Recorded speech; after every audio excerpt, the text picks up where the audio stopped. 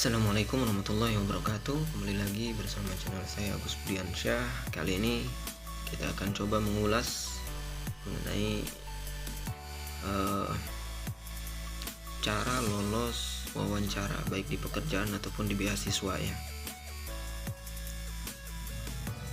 Yang pertama, kita harus tahu indikator apa yang memicu atau ketertarikan kita terhadap beasiswa tersebut, terhadap pekerjaan tersebut, atau terhadap yang menyelenggarakan itu seperti apa kriterianya ya. Yang pasti itu risetnya ya, itu yang pasti, yang sudah pasti ditanyakan oleh HRD atau pimpinan ya.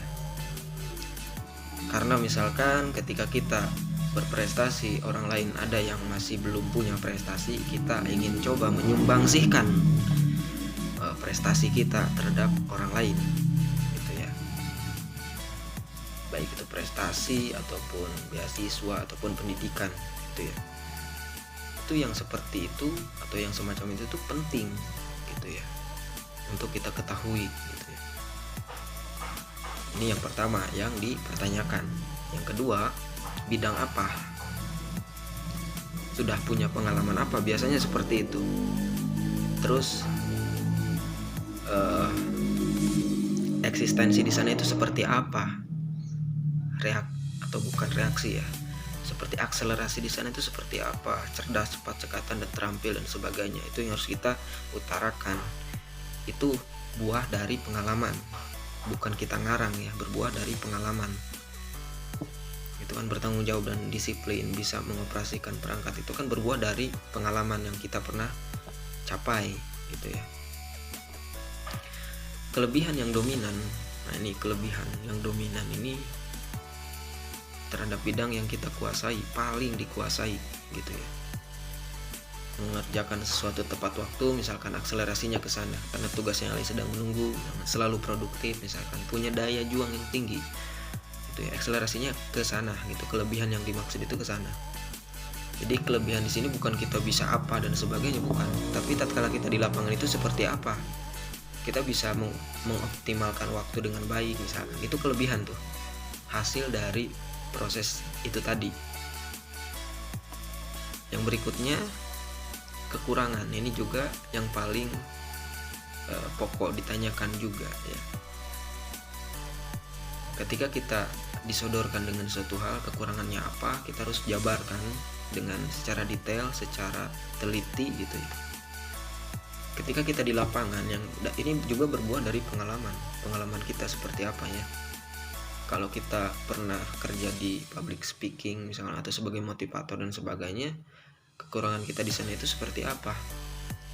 Tidak percaya diri karena baru pertama kali misalkan. Solusinya membiasakan diri, ketika ada hajatan dan sebagainya, kita mampu jadi pembicara atau mukodimah atau awalan gitu ya, untuk mengundang para undangan dan sebagainya gitu. Misalkan seperti itu. Ini versinya versi saya ya. Kalau versi teman-teman mungkin beda lagi gitu kan. Bisa saja ketika ada acara resmi perlombaan misalkan, teman-teman jadi MC-nya gitu dan sebagainya. Karena kebiasaan-kebiasaan itu yang akan mendukung kita gitu, langkah kita gitu. Sekarang kita melangkah satu langkah, kita bisa memanfaatkan 1000 langkah ke depan gitu ya. Yang berikutnya, selalu berdedikasi lebih walau dalam kondisi penat sekalipun. Jadi yang akan dipertanyakan itu bukan masalah alasannya, saya malas, ya sudah malas saja. Tidak sesederhana itu, tidak sesimpel itu. Justru nanti kalau menjawabnya seperti itu akan jadi sebuah pertanyaan tanda tanya besar gitu. Nanti kalau kerja di sini kamu tidak akan kata HRD-nya misalkan, kata pimpinan, tidak akan konsisten gitu ya kan, tidak terlalu peka gitu ya dan sebagainya. Itu bagaimana kalau misalkan tadi berbicara seperti itu misalkan, maka kita harus menjawab, apapun tugasnya, seperti apapun tugasnya, seperti apa kondisinya, saya tetap akan kerjakan itu kan, selagi saya mampu itu kan. Itu pertanyaan, itu jawaban yang paling elegan lah. Yang berikutnya, selalu mengharap orang lain sama karakternya dengan diri pribadi kita ya, berbagi orang lain juga dan lain sebagainya. Maksudnya apa? Saling terbuka, tidak sombong, saling legowo, gitu kan. Tatkala kita punya kelebihan, orang lain punya kekurangan, kita bagi kelebihan yang kita punya. Ketika orang punya kelebihan, kita punya kekurangan, orang lain juga bagi ke kita. Saling menjunjung tinggi keterampilannya gitu. Saling mendukung. Dia maju, mungkin bahasanya kita juga harus maju. Kira-kira begitu. Yang berikutnya ini mengenai skala yang dipertanyakannya. Skala yang akan diberikan. Maksudnya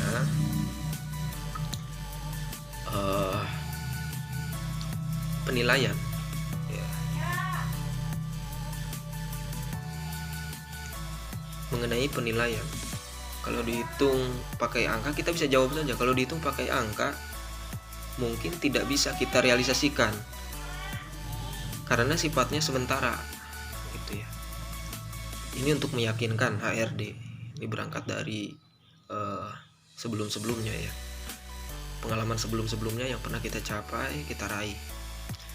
Yang berikutnya, kalau diskalakan pakai kontribusi dan kemauan, maka akan terrealisasikan sepanjang masa untuk kesehatan psikologi masyarakat. Karena ini berkaitan psikologi masyarakat, teman-teman bisa merealisasikannya dari sudut pandang jiwa sosial gitu ya.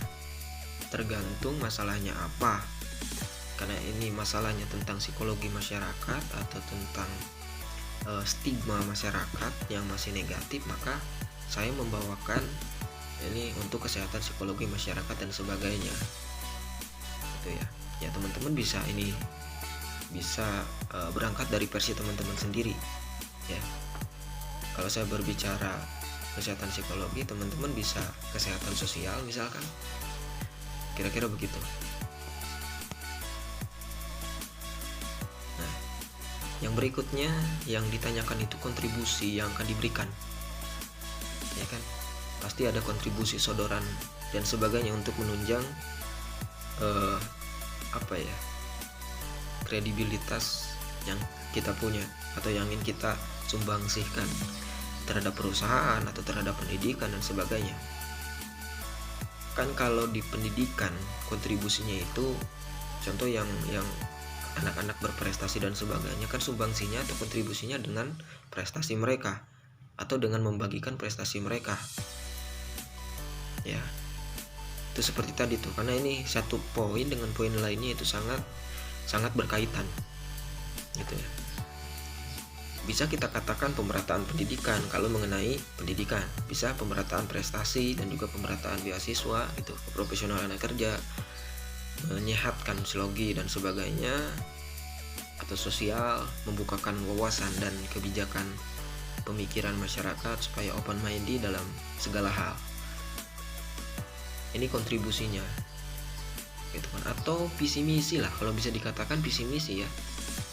Visinya adalah itu kan tujuannya untuk menyehatkan, untuk pemerataan, itu visi. Misinya adalah bagaimana kita mendoktrin bahasanya supaya psikologinya itu tetap sehat, tetap open minded, yang tadinya tidak percaya diri menjadi percaya diri dan sebagainya. Itu kontribusi. Itu harus dijelaskan juga secara detail ya, secara komprehensif gitu ya, secara menyeluruh, jelas, sejelas-jelasnya. Mungkin itu kiranya yang kali ini saya dapat sampaikan. Sampai jumpa di lain kesempatan.